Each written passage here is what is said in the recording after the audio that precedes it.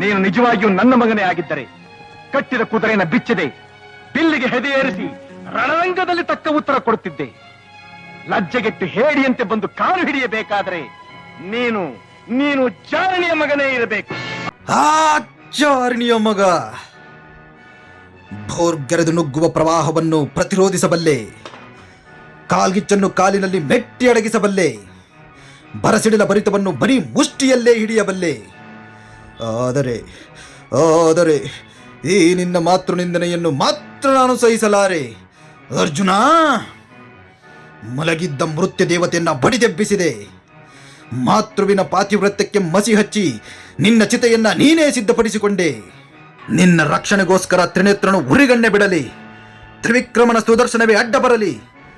ನಿನ್ನ ಸೊಕ್ಕಿನ ಮಾತುಗಳಿಗೆ ತಕ್ಕ ಉತ್ತರ ಹೇಳಿ ನಿನ್ನ ರುಂಡ ಮುಂಡಗಳನ್ನು ತುಂಡರಿಸಿ ಚೆಂಡಾಡದಿದ್ದರೆ ನಾನು ಚಿತ್ರಾಂಗದೆಯ ಮಗ ಬಬ್ರುವಾಹನನೇ ಅಲ್ಲ.